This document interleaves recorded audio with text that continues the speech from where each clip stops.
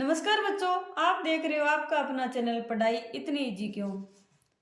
आज की क्लास में हम कक्षा 9 के अध्याय की प्रश्नावली 1.3 के कुछ क्वेश्चन सोल्व करेंगे। पहला और दूसरा तो हम पहले ही सोल्व कर चुके हैं। चलिए देखते हैं तीसरे सवाल में क्या दे रखा है। निम्नलिखित को P बटे Q के रूप में व्यक्त कीजिए, जहां P और Q पूर्णांक है तथा Q बराबर नहीं है 0 के। यानी P बटे Q के रूप में लिखना है। 0.6 के ऊपर बार है, इसको P बटे Q के रूप में लिखना है। कैसे लिखेंगे? सबसे पहले तो क्या करेंगे, पहला सवाल लिखो यहाँ पर 0.6, ठीक है। अब 0.6 के ऊपर है बार, ठीक है। सबसे पहले तो हम मानते हैं या हम मान सकते हैं कि 0.6 को क्या लिख सकते हैं, 6 ऐसे चलता जाएगा, बराबर x मान लो, ठीक है। अब 1 के ऊपर बार है तो गुणा किससे करते हैं, 10 से करते हैं। अगर 2 के ऊपर बार होता तो गुणा किससे करते, 100 से करते। 1 के ऊपर बार है तो गुणा किससे करेंगे, 10 से गुणा करेंगे। तो दोनों तरफ 10 से गुणा करने पर 10 से गुणा करो, 10 गुणा में 0.6 चलता जाएगा और बराबर में 10 गुणा में x है, ठीक है। अब ये क्या आ जाएगा, 10 को इससे गुणा करेंगे तो ये क्या बन गया, 6.6 आगे चलता जाएगा और बराबर में 10x। 6.6 को क्या लिख सकते हैं, 6 प्लस में 0.6 और बराबर 10x आ गया। अब ये 0.6 ये क्या माना था हमने, x माना था, यानी ये दोबारा से वैल्यू आ गई तो इसका मान रख देंगे। इसका मान क्या है, x है, बराबर में 10x। 6 प्लस में x बराबर 10x, x को उस साइड ले जाओ तो 6 बराबर में 10x माइनस x, तो 6 बराबर 9x। तो x बराबर कितना आ जाएगा, 6/9 बराबर 2/3, यानी x का मान क्या आ गया, 2/3। और x है कितना, 0.6 या फिर 0.6 के ऊपर बार, यानी ये P बटे Q के रूप में व्यक्त करना था। P बटे Q, P और Q दोनों क्या होना चाहिए, पूर्णांक। P का मान यहाँ पर क्या आ गया, P बराबर क्या आ गया, 2 और Q बराबर क्या आ गया, 3। अब P भी पूर्णांक है, Q भी पूर्णांक है और Q 0 के बराबर नहीं है, यानी P और Q के रूप में व्यक्त करना हो तो 0.6 बार को क्या लिखेंगे, 2/3 लिखेंगे। या फिर ऐसे करके देख लो, 2/3 का मान क्या होता है, 0.6 बार। आया समझ में? अगला देखते हैं। अगला क्या है अपना, 0.47 के ऊपर क्या है, बार है, सेकेंड। 0.47 के ऊपर बार, इसको क्या लिख सकते हैं, 0.47777 और ये आगे 7 चलता जाएगा, ठीक है। तो सबसे पहले क्या करेंगे, माना 0.47777 को क्या मान लेंगे, x मान लेंगे, ठीक है। अब 1 के ऊपर बार है तो गुणा किससे करेंगे, 10 से गुणा करेंगे। तो 10 से गुणा करने पर दोनों तरफ 10 से गुणा करेंगे, क्या आएगा, 10 गुणा में 0.47777 और बराबर में 10 गुणा में x। अब 10 का गुणा किया, कितना आया, 4.77 ये आएगा, बराबर 10x, ठीक है। अब देखो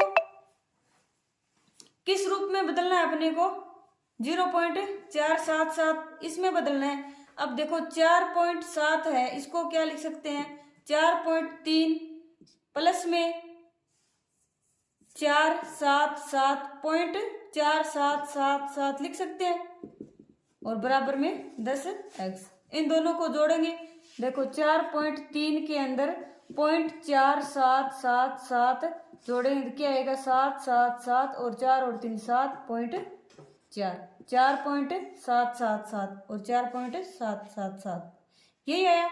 अब 4.3 लिखेंगे और 0.477 को क्या माना था हमने, x माना था, प्लस में x आ गया, ठीक है, बराबर में 10x। और 4.3 बराबर 10x माइनस x उस साइड चला जाएगा, 4.3 बराबर 9x, तो x बराबर कितना आ गया, 4.3/9 बराबर 43/90 आ जाएगा। पॉइंट को हटाएंगे तो नीचे क्या आ जाएगा, 0। यानी 0.47 के ऊपर बार को P/Q के रूप में व्यक्त करना हो तो P की वैल्यू 43 और Q की वैल्यू 90 और Q है वो 0 के बराबर नहीं है। अतः 0.47 के ऊपर बार है वो क्या मान होगा उसका, 43/90 होगा। आया समझ में। अगला देखो क्या है उसमें, तीसरा क्या है अपना, 0.001 के ऊपर बार, इसकी वैल्यू क्या होती है, 0.001 001 001 001 001 ऐसे चलती जाएगी, ठीक है। अब क्या करेंगे, माना 0.001 001 001 ऐसे चलता जाएगा, उसको क्या मान लेंगे, मान लो ये x है, ठीक है।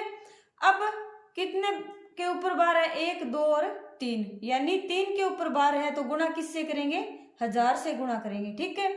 तो दोनों तरफ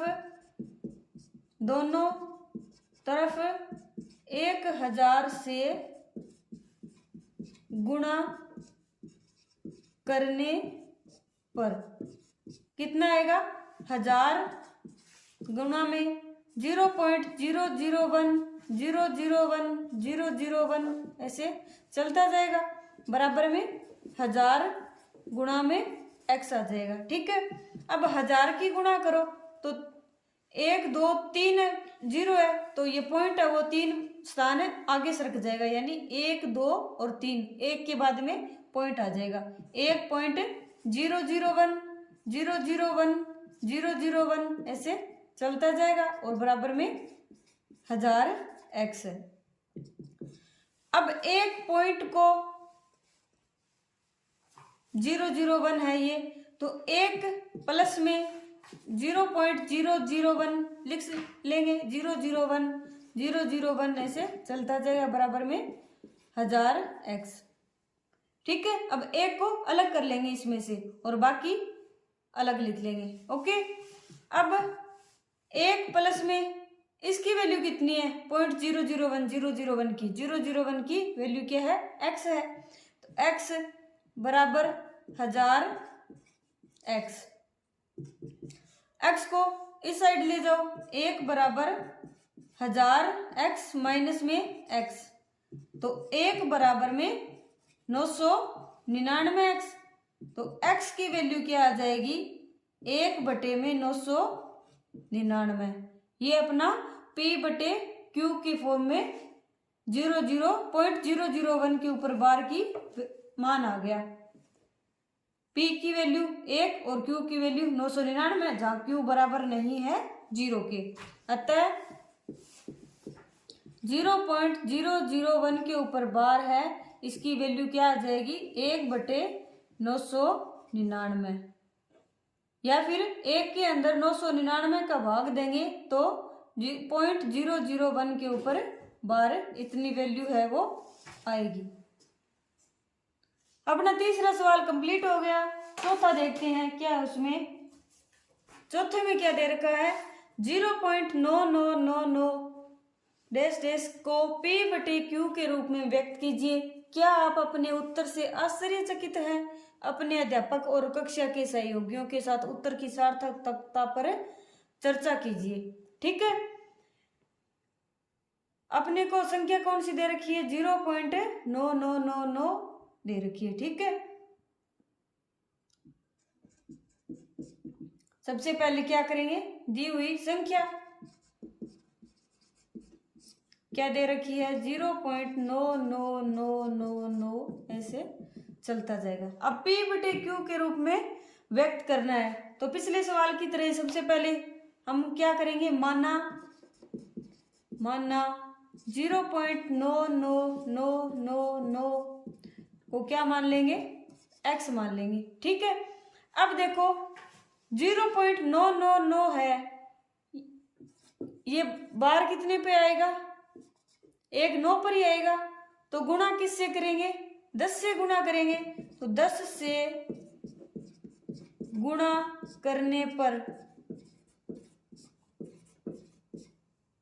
10 से गुणा करेंगे, 10 गुणा में 0.9999 डैश डैश बराबर में 10 गुणा में x। 10 से गुणा करेंगे तो पॉइंट है वो एक स्थान आगे खिसक जाएगा, तो 9.9999 ये वैल्यू हो जाएगी इसकी, और आगे 10x है अपना। अब 9.999 को अलग अलग रूप में लिखेंगे, तो 9 प्लस में 0.9999 बराबर में 10x। अब 9 प्लस में, अब ये 0.9999 ये क्या है अपना x है, ये माना था, बराबर में 10x। अब 9 बराबर में 10x माइनस x बराबर 9x, तो x बराबर में 9/9 बराबर में 1। x की वैल्यू क्या आ गई अपनी, 1 आ गई, यानी 0.9999 आगे चलता जाएगा ये डैश डैश, या फिर 0.9 के ऊपर बार की वैल्यू क्या आ गई, 1 आ गई। अब क्या आप अपने उत्तर से आश्चर्यचकित हैं? अब देखो, अब एक तो ये अपना 0.99 और एक अपना 1, अपने को दोनों बराबर तो नहीं लग रहे, यानी हम आश्चर्यचकित तो जरूर है। इसका उत्तर क्या आ जाएगा, हम आश्चर्यचकित तो जरूर है कि 0.99 की वैल्यू 1 कैसे आ गई। अपने अध्यापक और कक्षा के सहयोगियों के साथ उत्तर की सार्थकता पर चर्चा कीजिए। ठीक है, कि ये 0.9 के ऊपर बार की वैल्यू 1 है, ये अपना सार्थक उत्तर है या नहीं है।